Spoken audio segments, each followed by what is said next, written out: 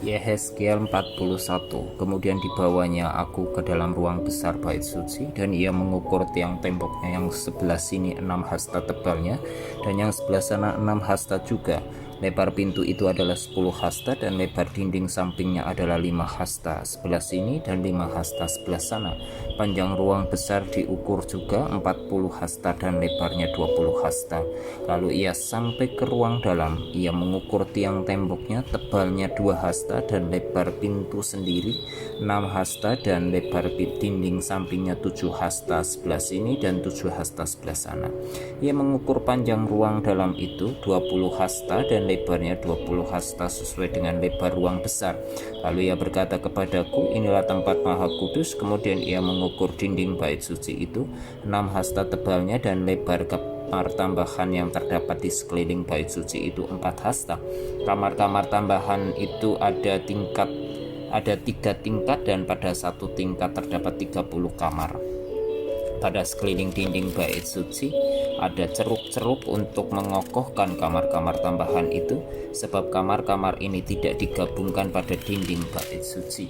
Dan kamar-kamar tambahan semakin lebih besar, dari tingkat pertama sampai tingkat ketiga, selaras dengan bertambah besarnya ceruk-ceruk pada tiap tingkat sekeliling bait suci itu.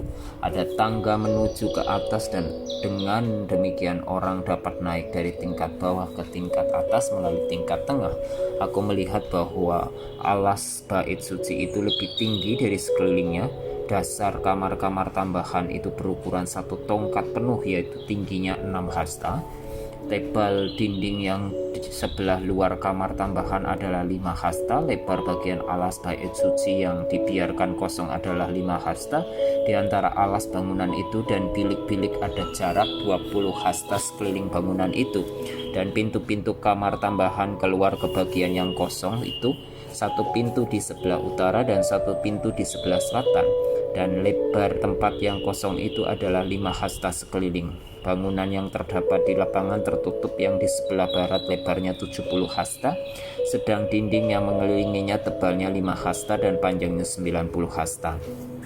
Lalu ia mengukur bait suci itu 100 hasta panjangnya, dan lapangan tertutup bersama bangunan dan dindingnya 100 hasta juga. Begitu juga lebarnya muka bait suci bersama lapangan tertutup sebelah timur 100 hasta. Kemudian ia mengukur panjang bangunan yang terdapat di lapangan tertutup sebelah barat bersama serambi-serambinya di kedua belah 100 hasta. Ruang besar, ruang dalam, dan balai luar ditutupi dengan papan, dan sekeliling ketiga ruang itu ada jendela-jendela yang berbidai dan serambi-serambi. Di hadapan ambang itu seluruh bait suci ditutupi dengan papan, mulai dari lantai sampai ke jendela-jendelanya, sedang jendela-jendela ini terlindung sampai bagian atas pintu dan ruang dalam dan juga di luar. Dan di seluruh dinding bagian dalam dan bagian luar terukir gambar-gambar kerub dan pohon-pohon korma, di antara 2 kerub sebatang pohon korma, dan masing-masing kerub itu mempunyai 2 muka. Dari sebelah yang satu muka manusia, dan dari sebelah yang lain muka singa yang menghadap ke pohon korma itu. Dan begitulah dibuat di seluruh bait suci. Dari lantai sampai ke atas pintu terukir kerub-kerub dan pohon-pohon korma pada dinding. Tiang-tiang pintu dari ruang besar adalah 4 persegi, dan di hadapan tempat Maha Kudus ada sesuatu yang kelihatan menyerupai mesbah dari kayu, tingginya 3 hasta, panjangnya 2 hasta, dan lebarnya 2 hasta, sudut-sudutnya serta alasnya dan dindingnya dari kayu. Ia berkata kepadaku, inilah meja yang ada di hadirat Tuhan. Ruang besar mempunyai 2 daun pintu, dan tempat Maha Kudus juga mempunyai 2 daun pintu. Pada pintu-pintu itu ada 2 daun pintu yang dapat berputar, 2 daun pintu pada pintu yang satu, dan 2 daun pintu pada yang lain. Pada pintu-pintu ini juga, yaitu pintu-pintu ruang besar, terukir kerub-kerub dan pohon-pohon korma seperti pada dinding-dinding di muka balai bait suci itu. Yaitu di luar ada tangga kayu, pada kedua dinding samping dari balai itu ada jendela-jendela yang berbidai dan ukiran-ukiran pohon-pohon korma. Yehezkiel 42 bilik-bilik untuk imam-imam. Lalu diiringinya aku ke pelataran luar bagian utara, dan dibawanya aku ke bilik-bilik sebelah utara yang berhadapan dengan lapangan tertutup dan berhadapan dengan bangunan yang di ujung barat. Panjang bangunan bilik-bilik itu di sebelah utara ialah 100 hasta dan lebarnya 50 hasta, berhadapan dengan yang 20 hasta dari pelataran dalam, dan berhadapan dengan lantai batu yang terdapat di pelataran luar ada serambi yang berhadapan dan yang bertingkat 3.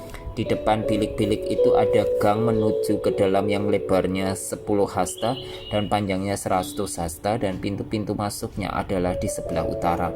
Bilik-bilik di tingkat atas adalah lebih kecil dari bilik-bilik di tingkat bawah, dan tingkat menengah dari bangunan itu oleh karena serambi-serambi itu memakan lebih banyak tempat dari bilik-bilik itu. Sebab bilik-bilik itu bertingkat 3 dan tidak mempunyai tiang-tiang seperti yang ada di pelataran luar. Itulah sebabnya bilik-bilik atas lebih kecil dari bilik-bilik bawah atau tengah. Di luar ada tembok yang sejajar dengan barisan bilik-bilik berdekatan dengan pelataran luar dan terdapat di hadapan bilik-bilik, panjangnya 50 hasta. Sebab barisan bilik yang berbatasan dengan pelataran luar panjangnya adalah 50 hasta, tetapi barisan bilik yang berbatasan dengan bait suci panjangnya 100 hasta. Di bagian bawah bilik-bilik ini terdapat pintu masuk dari jurusan timur kalau orang dari pelataran luar ingin masuk ke dalamnya, dan pintu itu terdapat pada pangkal tembok luar di sebelah selatan di hadapan lapangan tertutup itu, dan di hadapan bangunan yang di ujung barat ada juga bilik-bilik. Dan di depannya ada gang. Bilik-bilik ini serupa dengan bilik-bilik yang di sebelah utara, panjangnya dan lebarnya, pintu-pintu keluar dan rancangannya seperti pintu-pintu masuk di sebelah utara. Begitulah pintu-pintu masuk bilik-bilik yang di sebelah selatan. Ada juga pintu pada pangkal jalan yang melintang di sisi tembok, yaitu pintu dari jurusan timur kalau orang ingin masuk ke dalam bilik-bilik. Lalu ia berkata kepadaku, bilik-bilik yang di utara dan bilik-bilik yang di selatan yang menghadap ke lapangan tertutup itulah bilik-bilik kudus, di mana imam-imam yang mendekat kepada Tuhan memakan persembahan-persembahan maha kudus. Di sana mereka akan menaruh persembahan-persembahan maha kudus, korban sajian, korban penghapus dosa, dan korban penebus salah. Sebab tempat itu kudus. Kalau para imam masuk ke tempat kudus, mereka tidak akan keluar ke pelataran luar sebelum mereka menanggalkan pakaian mereka di sana yang dipakainya waktu menyelenggarakan kebaktian, sebab pakaian-pakaian itu adalah kudus. Mereka harus memakai pakaian yang lain, barulah mereka boleh datang ke tempat umat Tuhan.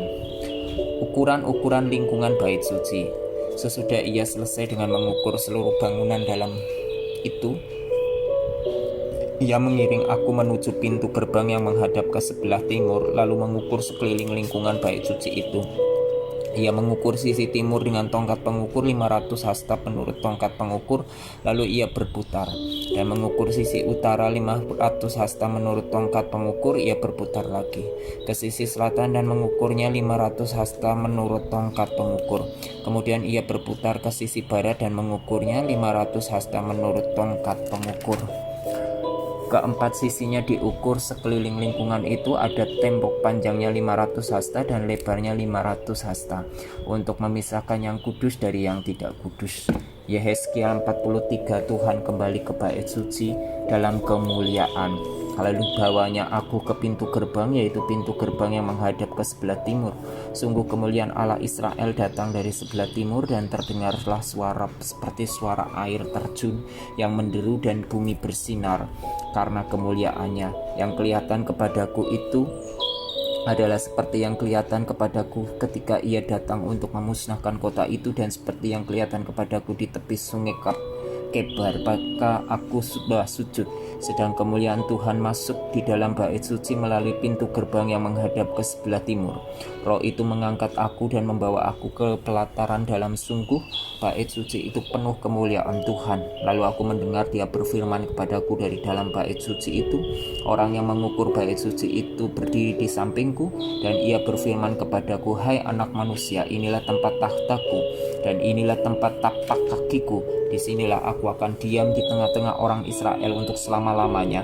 Dan kaum Israel tidak lagi akan menajiskan namaku yang kudus, baik mereka maupun raja-raja mereka, dengan persundalan mereka atau dengan mayat raja-raja mereka yang sudah mati.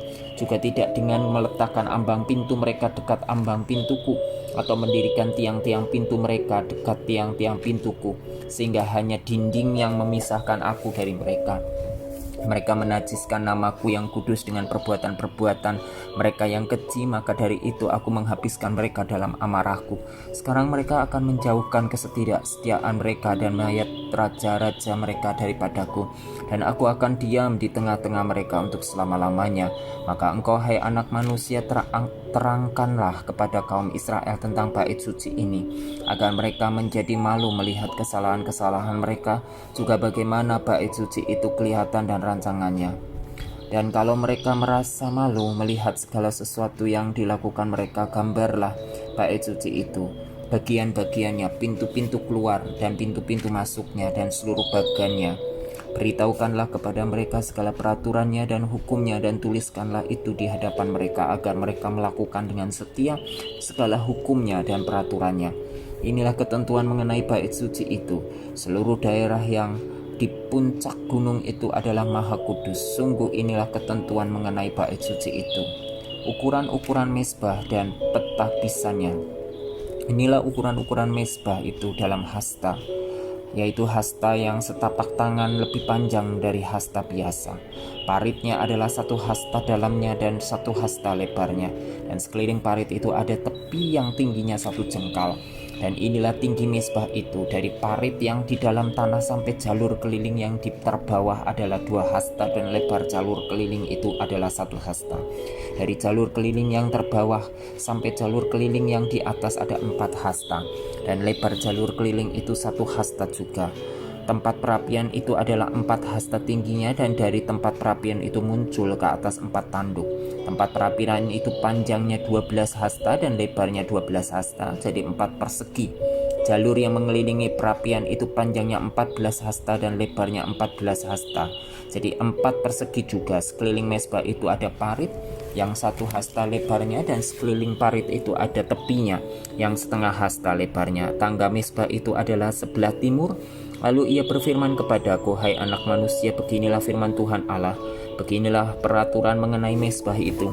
Ketika sudah selesai dibuat dan hendak mempersembahkan korban bakaran di atasnya dan menyiramkan darah padanya, berikanlah kepada imam-imam orang Lewi dari keturunan Zadok seekor lembu jantan muda untuk korban penghapus dosa. Sebab merekalah yang boleh mendekat kepadaku untuk menyelenggarakan kebaktian, demikianlah firman Tuhan Allah. Dan ambillah sedikit dari darah itu dan bubuhlah itu pada 4 tanduk mezbah itu, dan pada 4 sudut jalur keliling itu, dan pada tepinya sekeliling. Dengan demikian engkau menyucikan mezbah itu dan mengadakan pendamaian baginya. Ambillah lembu jantan untuk korban penghapus dosa itu, dan orang harus membakarnya di tempat yang sudah ditentukan sekitar bait suci di luar tempat kudus. Pada hari kedua engkau harus mempersembahkan seekor kambing jantan yang tidak bercela sebagai korban penghapus dosa, dan orang harus menyucikan mezbah itu seperti sudah disucikan dengan lembu jantan. Sesudah upacara penyucian itu engkau selesaikan, engkau harus mempersembahkan seekor lembu jantan muda yang tidak bercela dan seekor domba jantan dari antara domba-domba yang tidak bercela. Engkau harus membawanya ke hadapan Tuhan, dan imam-imam harus menaburkan garam ke atasnya dan mempersembahkannya sebagai korban bakaran bagi Tuhan. Selama 7 hari engkau harus mengolah setiap hari seekor kambing sebagai korban penghapus dosa. Harus diolah juga seekor lembu jantan muda dan domba jantan dari antara domba-domba yang tidak bercela. 7 hari lamanya mereka harus mengadakan pendamaian bagi mezbah itu serta mentahhirkannya, dan dengan demikian mentahbiskan mezbah itu. Sesudah hari-hari itu berakhir, maka pada hari ke-8 dan seterusnya imam-imam akan mengolah korban-korban bakaranmu dan korban-korban keselamatanmu di atas mezbah itu, dan aku akan berkenan kepada kamu. Demikianlah firman Tuhan Allah. Yehezkiel 44. Pintu gerbang timur yang tertutup. Kemudian ia membawa aku kembali ke pintu gerbang luar dari tempat kudus yang menghadap ke timur. Gerbang ini tertutup. Lalu Tuhan berfirman kepadaku, pintu gerbang ini harus tetap tertutup. Jangan dibuka dan jangan seorang pun masuk dari situ, sebab Tuhan Allah Israel sudah masuk melaluinya. Karena itu gerbang itu harus tetap tertutup. Hanya raja itu, oleh karena ia raja, boleh duduk di sana makan santapan di hadapan Tuhan. Raja itu akan masuk melalui bilik gerbang dan akan keluar dari situ. Petunjuk-petunjuk mengenai kebaktian dan imam-imam. Lalu dibawanya aku melalui pintu gerbang utara ke depan bait suci. Aku melihat sungguh rumah Tuhan penuh kemuliaan Tuhan. Maka aku sujud menyembah. Tuhan berfirman kepadaku, hai anak manusia, perhatikanlah baik-baik, lihatlah dengan teliti dan dengarlah dengan sungguh-sungguh segala sesuatu yang hendak kufirmankan kepadamu mengenai peraturan-peraturan rumah Tuhan dan tentang segala hukumnya, dan perhatikanlah baik-baik siapa yang diperbolehkan masuk ke dalamnya dan siapa yang harus ditolak dari tempat kudus. Katakanlah kepada kaum pemberontak, yaitu kaum Israel, beginilah firman Tuhan Allah, cukuplah perbuatan-perbuatanmu yang keji itu, hai kaum Israel, yang membiarkan orang-orang asing, yaitu orang-orang yang tidak bersunat hatinya maupun dagingnya, masuk dalam tempat kudusku, dan dengan kehadirannya mereka menajiskannya. Waktu kamu mempersembahkan santapanku, yaitu lemak dan darah, dengan berbuat begitu kamu lebih mengingkari perjanjianku dan daripada dengan segala perbuatanmu yang keji yang sudah-sudah. Kamu tidak memelihara barang-barangku yang kudus, dan kamu mengangkat mereka untuk memelihara kewajibanmu terhadap aku di dalam tempat kudusku. Oleh sebab itu beginilah firman Tuhan Allah, tidak seorang pun dari orang-orang asing yang hatinya dan dagingnya tidak bersunat boleh masuk dalam tempat kudusku, ya setiap orang asing yang ada di tengah-tengah orang Israel. Tetapi orang-orang Lewi yang menjauh daripadaku waktu Israel sesat daripadaku dengan mengikuti berhala-berhala mereka akan menanggung hukumannya. Di dalam tempat kudusku merekalah yang mendapat tugas penjagaan di pintu-pintu gerbang bait suci dan tugas pelayanan di dalam bait suci. Merekalah yang menyembelih kurban bakaran dan korban sembelihan bagi bangsa itu, dan bertugas bagi bangsa itu untuk melayaninya. Oleh karena mereka telah melayani bangsa itu di hadapan berhala-berhala mereka, dan mereka bagi kaum Israel telah menjadi batu sandungan yang menjatuhkannya ke dalam kesalahan. Oleh karena itu aku bersumpah mengenai mereka, demikianlah firman Tuhan Allah, bahwa mereka akan menanggung hukumannya sendiri. Mereka tidak akan mendekati aku untuk melaksanakan tugas imam di hadapanku, ataupun mendekati segala barangku yang kudus atau persembahan-persembahan maha kudus. Mereka akan menanggung nodanya yang timbul karena perbuatan-perbuatan mereka yang keji. Aku menetapkan mereka untuk bertugas di bait suci dan melakukan segala pelayanan yang berhubungan dengan itu, dan melakukan segala sesuatu yang perlu di situ. Tetapi mengenai imam-imam orang Lewi dari Bani Sadok yang menjalankan tugas-tugas di tempat kudusku, waktu orang Israel sesat daripadaku, merekalah yang akan mendekat kepadaku untuk menyelenggarakan kebaktian dan bertugas di hadapanku untuk mempersembahkan kepadaku lemak dan darah. Demikianlah firman Tuhan Allah. Merekalah yang akan masuk ke dalam tempat kudusku dan yang akan mendekati mejaku untuk menyelenggarakan kebaktian, dan mereka akan menjalankan tugasnya terhadap aku.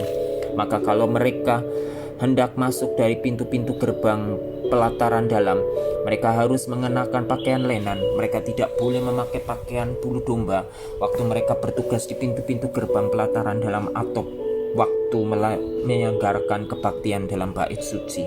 Mereka harus memakai destar lenan dan memakai celana lenan, tetapi jangan memakai ikat pinggang yang menimbulkan keringat. Dan waktu mereka keluar ke pelataran luar menjumpai umat Tuhan itu, mereka harus menanggalkan pakaian mereka yang mereka pakai dalam menyelenggarakan kebaktian dan menyimpannya dalam bilik-bilik kudus, kemudian mengenakan pakaian yang lain, supaya umat itu jangan menjadi kudus disebabkan kena pada pakaian imam-imam itu.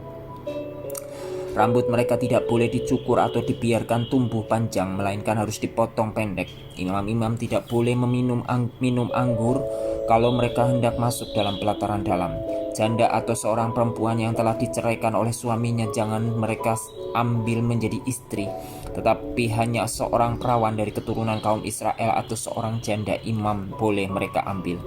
Mereka harus mengajar umatku tentang perbedaan antara yang kudus dengan yang tidak kudus, dan memberitahukan kepada mereka perbedaan antara yang najis dengan yang tahir.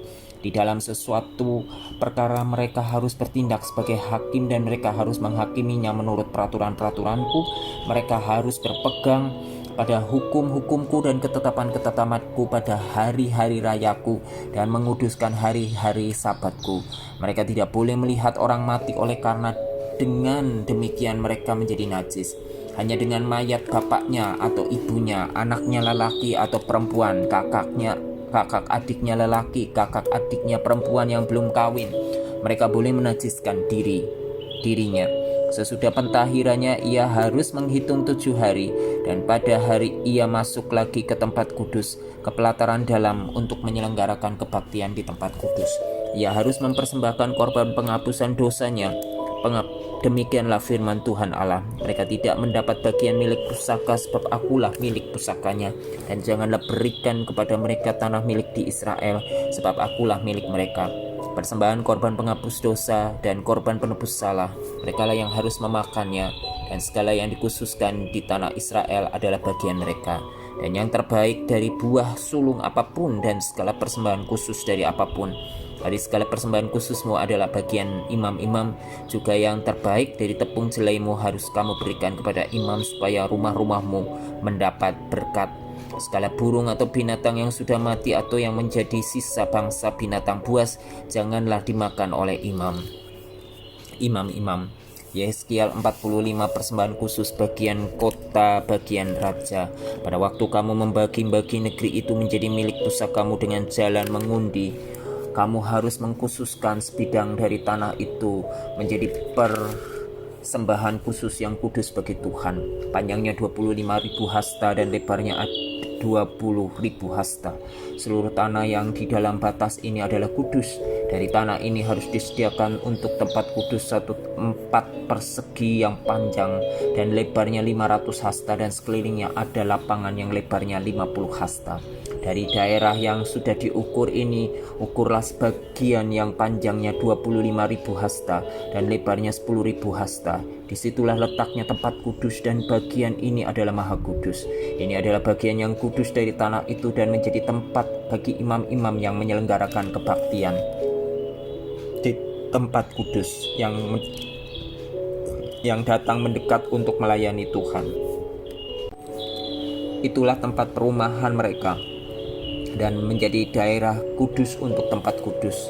Yang 25.000 hasta panjangnya dan 10.000 hasta lebarnya harus menjadi milik orang-orang Lewi yang mendapat tugas pelayanan dalam bait suci. Itulah kota-kotanya, tempat tinggal mereka. Sebagai milik kota harus engkau tentukan 5.000 hasta lebarnya dan 25.000 hasta panjangnya, berbatasan dengan persembahan khusus yang kudus itu. Itulah untuk seluruh kaum Israel. Mengenai bagian raja itu haruslah terdapat di sebelah barat dan di sebelah timur dari persembahan khusus yang kudus dan milik kota itu, dan harus berbatasan dengan kedua bagian itu.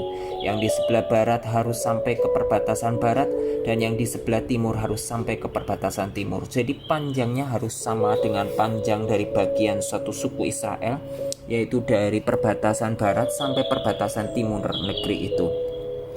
Itulah yang menjadi miliknya di tanah Israel, dan raja-raja Israel tidak lagi akan menindas umatku. Mereka akan menyerahkan negeri itu kepada kaum Israel menurut suku-suku mereka. Tugas umat Tuhan dan tanggung jawab raja. Beginilah firman Tuhan Allah, cukuplah itu hai raja-raja Israel, jauhkanlah kekerasan dan aniaya, tetapi lakukanlah keadilan dan kebenaran.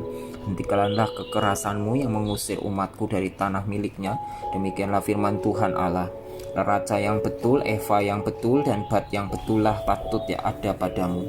Sepatutnya lah Eva dan bat mempunyai ukuran yang sama, yang ditera, sehingga satu bat isinya 1/10 homer, dan satu Eva ialah 1/10 homer juga.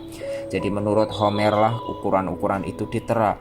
Bagi kamu 1 sikal sepatutnya sama dengan 20 gera, 5 sikal ya 5 sikal, dan 10 sikal ya 10 sikal, dan 50 sikal adalah 1 mina.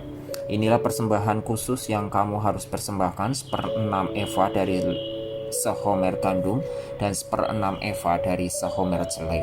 Tentang ketetapan mengenai minyak, 1/10 bat dari 1 kor. 1 kor adalah sama dengan 10 bat. Seekor anak domba dari setiap 200 ekor milik sesuatu kaum keluarga Israel. Semuanya itu untuk korban sajian, korban bakaran, dan korban keselamatan untuk mengadakan pendamaian bagi mereka. Demikianlah firman Tuhan Allah. Seluruh penduduk negeri harus mempersembahkan persembahan khusus ini kepada raja di Israel. Dan rajalah yang bertanggung jawab mengenai korban bakaran, korban sajian, korban surahan pada hari-hari raya, bulan-bulan baru, hari-hari Sabat, dan pada setiap perayaan kaum Israel. Ialah yang akan mengolah korban penghapus dosa, korban sajian, korban bakaran, dan korban keselamatan untuk mengadakan pendamaian bagi kaum Israel. Persembahan-persembahan dalam hari-hari raya. Beginilah firman Tuhan Allah. Pada bulan yang pertama, pada tanggal 1 bulan itu, ambillah seekor lembu jantan muda yang tidak bercela dan sucikanlah tempat kudus itu. Imam harus mengambil sedikit dari darah korban penghapus dosa dan membubuhnya pada tiang-tiang bait suci dan pada keempat sudut jalur keliling yang ada pada mezbah dan pada tiang-tiang pintu gerbang pelataran dalam. Demikianlah engkau harus perbuat pada hari pertama bulan yang ketujuh demi orang-orang yang berbuat dosa dengan tidak sengaja dan tanpa diketahui. Dengan demikian engkau mengadakan pendamaian bagi bait suci. Pada bulan pertama pada tanggal 14 bulan itu haruslah kamu merayakan hari raya Paskah, dan selama 7 hari kamu harus makan roti yang tidak beragi. Pada hari itu raja harus mengolah lembu jantan sebagai korban penghapus dosa karena dirinya dan karena seluruh penduduk negeri. Selama 7 hari raya itu ia harus mengolah korban bakaran bagi Tuhan, tiap hari 7 ekor lembu jantan dan 7 ekor domba jantan yang tidak bercela, dan untuk korban penghapus dosa tiap hari seekor kambing jantan. Sebagai korban sajian ia harus mengolah 1 eva tepung dengan seekor lembu dan 1 eva tepung dengan seekor domba jantan dan minyak 1 hin untuk 1 eva. Pada bulan ketujuh pada tanggal 15 bulan itu, yaitu pada hari raya, ia harus mengolah seperti ini selama 7 hari korban penghapus dosa, korban bakaran, korban sajian, dan minyak. Yehezkiel 46. Beginilah firman Tuhan Allah, pintu gerbang pelataran dalam yang menghadap ke sebelah timur haruslah tertutup selama 6 hari kerja, tetapi pada hari Sabat supaya dibuka, pada hari bulan baru juga supaya dibuka. Raja itu akan masuk dari luar melalui balai gerbang dan akan berdiri dekat tiang pintu gerbang itu. Sementara itu imam-imam akan mengolah korban bakaran dan korban keselamatan raja itu, dan ia akan sujud menyembah di ambang pintu gerbang itu lalu keluar lagi. Dan pintu gerbang itu tidak boleh ditutup sampai petang hari. Penduduk negeri juga harus turut sujud menyembah di hadapan Tuhan di pintu gerbang itu pada hari Sabat dan hari bulan baru. Korban bakaran yang harus dipersembahkan raja itu kepada Tuhan pada hari Sabat ialah 6 ekor domba yang tidak bercela dan seekor domba jantan yang tidak bercela. Korban sajian dari domba jantan harus diolah dengan 1 eva tepung, tetapi korban sajian dari domba-domba yang lain bergantung pada kemampuannya, serta minyak 1 hin untuk 1 eva. Pada bulan baru harus dipersembahkan seekor lembu jantan muda yang tiada bercela, serta 6 ekor domba dan seekor domba jantan yang tiada bercela. Sebagai korban sajian ia harus mengolah 1 eva tepung dengan seekor lembu dan 1 eva tepung dengan seekor domba jantan. Tetapi korban sajian dari domba-domba lain bergantung pada kemampuannya, serta minyak 1 hin untuk 1 eva. Kalau raja hendak masuk ke dalam, ia harus masuk melalui balai gerbang dan keluar dari situ juga. Tetapi kalau penduduk negeri pada perayaan-perayaan yang tetap berkumpul di hadapan Tuhan dan yang masuk melalui pintu gerbang utara untuk turut sujud menyembah, biarlah mereka keluar melalui pintu gerbang selatan, dan yang masuk melalui pintu gerbang selatan biarlah keluar melalui pintu gerbang utara. Janganlah seorang kembali melalui pintu gerbang kemasukannya, tetapi masing-masing harus keluar dari pintu gerbang yang di depannya. Mengenai raja itu, ia akan masuk bersama-sama mereka dan keluar bersama-sama mereka. Pada hari-hari raya dan perayaan-perayaan yang tetap harus ada korban sajian, yaitu 1 eva tepung diolah dengan seekor lembu jantan dan 1 eva tepung diolah dengan seekor domba jantan. Tetapi korban sajian dari domba-domba yang lain bergantung pada kemampuannya, serta minyak 1 hin untuk 1 eva. Kalau raja mengolah korban bakaran sukarela atau korban keselamatan sukarela bagi Tuhan, maka orang harus membukakan pintu gerbang sebelah timur untuk dia, dan ia akan mempersembahkan korban bakarannya dan korban keselamatannya itu seperti ia perbuat pada hari Sabat. Kemudian ia keluar, dan sesudah ia keluar pintu gerbang harus ditutup. Tiap hari ia harus mengolah domba yang berumur 1 tahun dan yang tiada bercela sebagai korban bakaran bagi Tuhan. Setiap pagi ia harus melakukan itu. Di samping itu, setiap pagi ia harus mempersembahkan korban sajian 1/6 eva tepung dengan minyak 1/3 hin untuk mencampur tepung yang terbaik itu. Itulah korban sajian bagi Tuhan, dan ketetapan itu tetap selama-lamanya. Demikianlah mereka harus mempersembahkan domba dan korban sajian dan minyak setiap pagi sebagai korban bakaran yang tetap. Beginilah firman Tuhan Allah, kalau raja itu memberi sesuatu pemberian dari milik pusakanya kepada salah seorang anaknya, maka itu menjadi kepunyaan anaknya, dan milik ini menjadi pusaka mereka.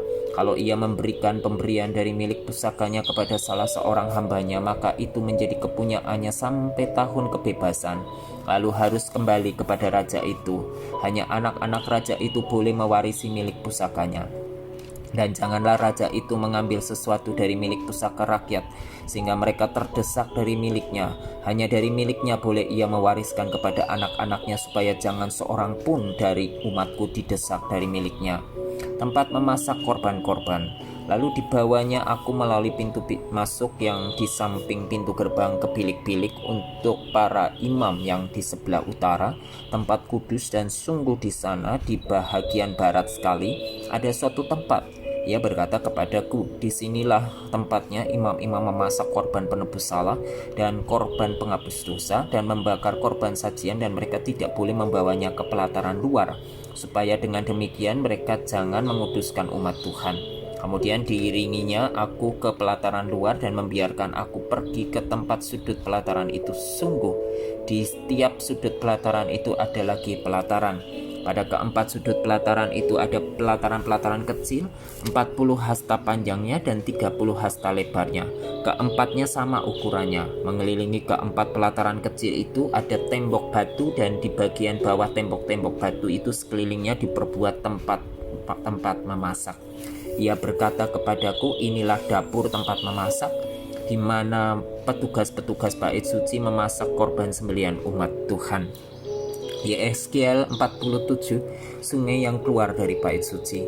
Kemudian ia membawa aku kembali ke pintu bait suci, dan sungguh ada air keluar dari bawah ambang pintu bait suci itu dan mengalir menuju ke timur, sebab bait suci juga menghadap ke timur. Dan air itu mengalir dari bawah bagian samping kanan dari bait suci itu sebelah selatan mezbah.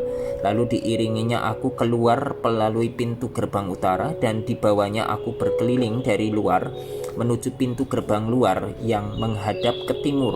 Sungguh air yaitu membual dari sebelah selatan, sedang orang itu pergi ke arah timur dan memegang tali pengukur di tangannya. Ia mengukur 1000 hasta dan menyuruh aku masuk dalam air itu, maka dalamnya sampai di pergelangan kaki.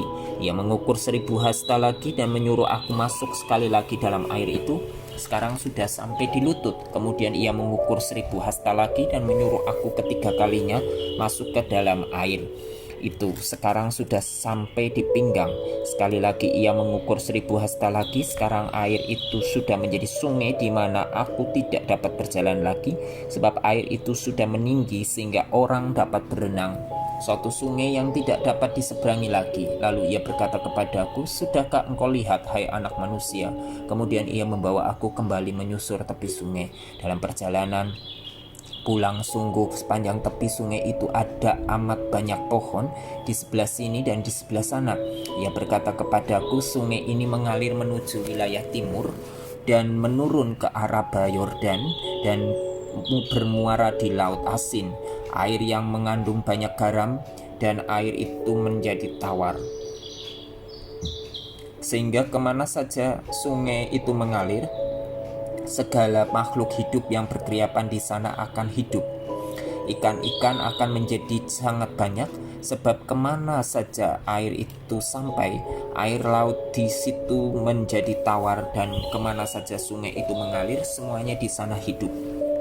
Maka penangkap-penangkap ikan penuh sepanjang tepinya mulai dari En-Gedi sampai En-Eglaim, dan daerah itu menjadi penjemuran pukat, dan di sungai itu ada berjenis-jenis ikan seperti ikan-ikan di laut besar sangat banyak, tetapi rawa-rawanya dan paya-payanya tidak menjadi tawar. Itu menjadi tempat mengambil garam. Pada kedua tepi sungai itu tumbuh bermacam-macam pohon buah-buahan yang daunnya tidak layu dan buahnya tidak habis-habis. Tiap bulan ada lagi buahnya yang baru, sebab pohon-pohon itu mendapat air dari tempat kudus itu. Buahnya menjadi makanan dan daunnya menjadi obat. Batas-batas tanah Israel. Beginilah firman Tuhan Allah, inilah batas-batas tanah yang kamu harus bagi-bagi menjadi milik pusakamu di antara kedua belas suku Israel. Yusuf mendapat 2 bagian, tanah itu harus kamu bagi rata, yaitu tanah yang dengan sumpah kujanjikan memberikannya kepada nenek moyangmu, dan dengan demikian tanah ini menjadi milik pusakamu. Inilah perbatasan tanah itu. Di sebelah utara dari Laut Besar terus ke Heltlon sampai jalan masuk ke Hamat dan terus ke Sedat. Berota Sibraim yang terletak di antara daerah kota Damsik dan daerah kota Hamat, terus ke Hasar Enon yang di daerah kota Hauran. Demikianlah perbatasannya itu mulai dari laut sampai ke Hasar Enon, sehingga daerah kota Damsik dan juga daerah kota Hamat terletak di sebelah utaranya. Itulah sebelah utara. Di sebelah timur mulai dari Hasar Enon yang terletak di antara Hauran dan Damsik, sungai Yordan menjadi perbatasan di antara Gilead dan tanah Israel, terus ke laut timur sampai ke Tamar, itulah sebelah timur. Di sebelah selatan perbatasan mulai dari Tamar sampai mata air Meriba dekat Kadesh, terus ke sungai Mesir, terus ke laut besar, itulah di sebelah selatan perbatasan dengan tanah Negeb. Di sebelah barat laut besar merupakan perbatasan sampai tempat jalan masuk ke Hamat, itulah sebelah barat. Pembagian tanah Israel. Tanah inilah kamu harus bagi-bagi di antara kamu menurut suku-suku Israel, dan kamu harus membagi-baginya menjadi milik pusaka di antara kamu dan di antara orang-orang asing yang tinggal di antara kamu yang melahirkan anak di tengah-tengahmu, dan mereka harus kamu anggap sama seperti orang Israel asli. Bersama-sama kamu mereka harus mendapat bagian milik pusaka di tengah-tengah suku-suku Israel. Jadi kalau di tengah-tengah sesuatu suku ada tinggal orang asing, disitulah kamu berikan milik pusakanya. Demikianlah firman Tuhan Allah. Yehezkiel 48. Inilah nama suku-suku itu yang paling utara dari laut terus ke Heltlon, ke jalan masuk ke Hamat, Hasar Enon, sehingga daerah kota Damsik yang berdekatan dengan Hamat terletak di sebelah utaranya dari perbatasan sebelah timur sampai perbatasan sebelah barat. Terdapat bagian Dan. Berbatasan dengan wilayah Dan dari perbatasan sebelah timur sampai perbatasan sebelah barat terdapat bagian Asyer. Berbatasan dengan wilayah Asyer dari perbatasan sebelah timur sampai perbatasan sebelah barat terdapat bagian Neftali. Berbatasan dengan wilayah Neftali dari perbatasan sebelah timur sampai perbatasan sebelah barat terdapat bagian Manasye. Perbatasan dengan wilayah Manasye dari sebelah timur dari perbatasan sebelah timur sampai perbatasan sebelah barat terdapat bagian Efraim. Berbatasan dengan wilayah Efraim dari perbatasan sebelah timur sampai perbatasan sebelah barat terdapat bagian Ruben. Berbatasan dengan wilayah Ruben dari perbatasan sebelah timur sampai perbatasan sebelah barat terdapat bagian Yehuda. Berbatasan dengan wilayah Yehuda dari perbatasan sebelah timur sampai perbatasan sebelah barat terdapat persembahan khusus yang harus kamu khususkan, yaitu 25.000 hasta lebarnya dan panjangnya sama dengan panjang satu bagian, yaitu dari perbatasan sebelah timur sampai perbatasan sebelah barat, dan di tengah-tengahnya terdapat tempat kudus. Bagian persembahan khusus yang harus kamu khususkan bagi Tuhan panjangnya 25.000 hasta dan lebarnya 20.000 hasta. Dan bagi orang-orang inilah persembahan khusus yang kudus itu. Bagian imam-imam ialah panjangnya di utara dan selatan 25.000 hasta dan lebarnya di timur dan di barat 10.000 hasta. Dan di tengah-tengahnya lah terletak tempat kudus Tuhan. Inilah bagian imam-imam yang sudah dikuduskan, yaitu Bani Sadok yang memelihara kewajibannya terhadap aku dan yang tidak turut sesat dalam kesesatan orang Israel seperti orang-orang Lewi. Ini adalah bagian khusus bagi mereka dari tanah yang sudah dikhususkan, sesuatu hal yang maha kudus berbatasan dengan bagian orang-orang Lewi. Bagian orang-orang Lewi ialah sejajar dengan wilayah imam-imam, sepanjangnya 25.000 hasta dan lebarnya 10.000 hasta. Jadi seluruhnya ialah panjang 25.000 hasta dan lebar 20.000 hasta. Mereka tidak boleh menjual sedikit pun dari situ atau menukarnya, dan mereka tidak boleh mewariskan yang terbaik dari negeri itu kepada orang lain, sebab itu kudus bagi Tuhan. Yang tertinggal dari lebarnya yaitu 5.000 hasta lagi, yang berbatasan dengan yang 25.000 hasta itu adalah tidak kudus, tetapi itu untuk keperluan kota sebagai tempat tinggal dan tanah perladangan. Dan ukurannya adalah begini: sebelah utara dan selatan 4.500 hasta, sebelah timur dan barat juga 4.500 hasta. Sekeliling kota itu ada tanah lapang di sebelah utara dan selatan 250 hasta, serta di sebelah timur dan barat 250 hasta juga. Yang tertinggal dari panjangnya yang sejajar dengan persembahan khusus. Persembahan khusus yang kudus itu adalah 10.000 hasta di sebelah timur dan 10.000 hasta di sebelah barat, dan hasilnya ialah menjadi makanan untuk pekerja-pekerja di kota itu. Pekerja-pekerja ini yang datang dari semua suku Israel akan mengerjakannya. Seluruh persembahan khusus itu adalah 25.000 hasta kali 25.000 hasta. Dalam bentuk 4 persegi, kamu harus mengkhususkan persembahan khusus yang kudus itu bersama milik kota itu. Selebihnya adalah milik raja, yaitu di sebelah timur dan barat dari persembahan khusus yang kudus dan milik kota itu, dan berbatasan dengan yang 25.000 hasta itu ke timur sampai di perbatasan timur, dan ke barat sampai di perbatasan barat, dan sejajar dengan bagian suku-suku lain adalah untuk raja. Di tengah-tengah bagian itu adalah persembahan khusus yang kudus dan bait suci, terkecuali milik orang-orang Lewi dan milik kota itu, yang terletak di tengah-tengah kepunyaan raja itu. Maka yang diapit oleh wilayah Yehuda dan Benyamin adalah bagi raja.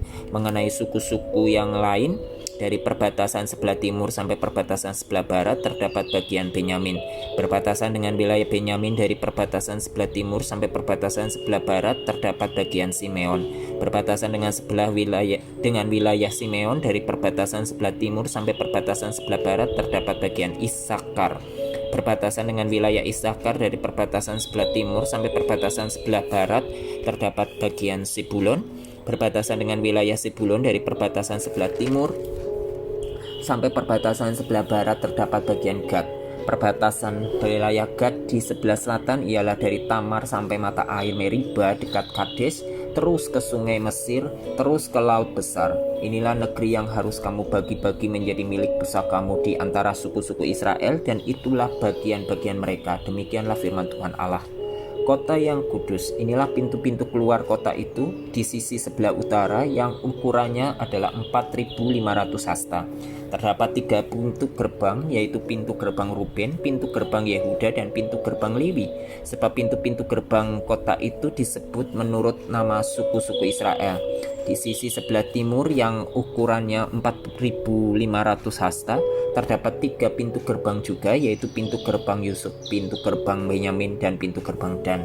Di sisi sebelah selatan yang ukurannya 4.500 hasta terdapat 3 pintu gerbang juga, yaitu pintu gerbang Simeon, pintu gerbang Isakar, dan pintu gerbang Sebulon. Di sisi sebelah barat yang ukurannya 4.500 hasta terdapat 3 pintu gerbang juga, yaitu pintu gerbang Gad, pintu gerbang Asyer, dan pintu gerbang Neftali. Jadi keliling kota itu adalah 18.000 hasta. Sejak hari itu nama kota itu ialah Tuhan hadir di situ.